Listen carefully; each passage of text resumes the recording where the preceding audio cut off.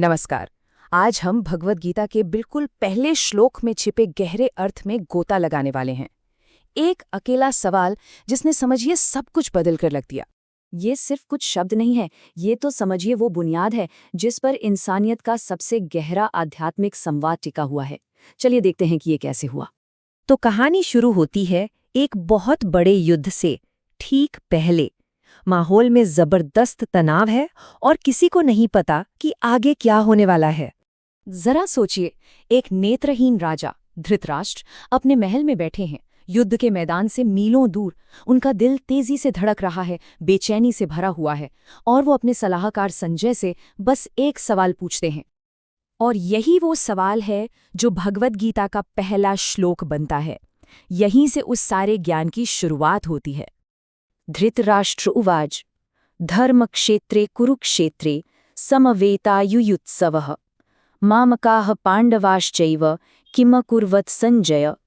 अब इसका सीधा साधा मतलब तो ये है, धृतराष्ट्र ने कहा, है संजय, धर्मभूमि कुरुक्षेत्र में जो युद्ध के लिए इतने उत्सुक होकर इकट्ठे हुए हैं, मेरे पुत्रों ने और पांडु के पुत्रों ने क्या किया?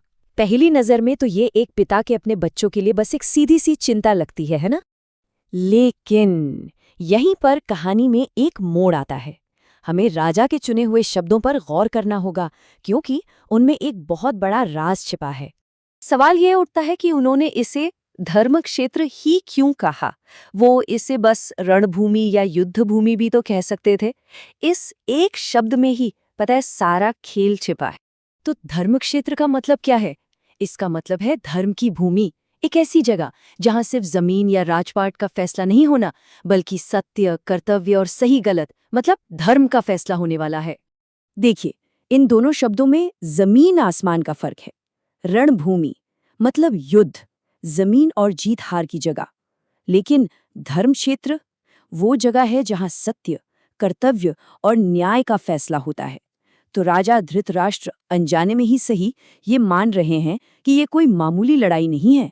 और इस एक शब्द से राजा के मन के अंदर क्या चल रहा है, उनका गहरा लगाव, उनका डर, सब कुछ साफ हो जाता है।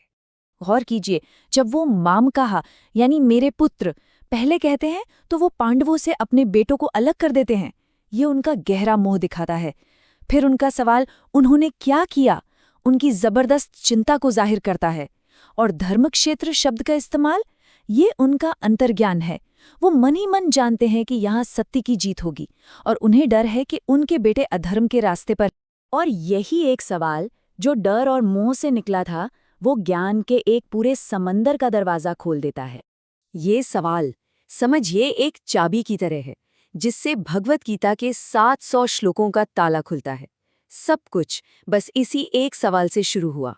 सिर्फ एक सवाल, एक परेशान नेत्रहीन राजा का जो अपने मोह और डर में डूबा हुआ है। और उस एक सवाल के जवाब में हमें क्या मिलता है? ज्ञान के 700 श्लोक, वो ज्ञान जो सदियों से हमारा मार्गदर्शन करता आ रहा है। तो इस तरह से जो एक मामूली सी लिखने वाली बैटलफील्ड रिपोर्ट हो सकती थी, वो इतिहास की सबसे बड़ी और सबसे गहरी आध्यात्मिक बातचीत में बदल जाती है। ये है सिर्फ पहले श्लोक की ताकत। तो अब सवाल हम सबके लिए है कि जिस तरह संजय ने धृतराष्ट्र को वो सब सुनाया, क्या हम सब उस गहरे संवाद को सुनने के लिए तैयार हैं जो उस एक सवाल से शुरू हुआ था?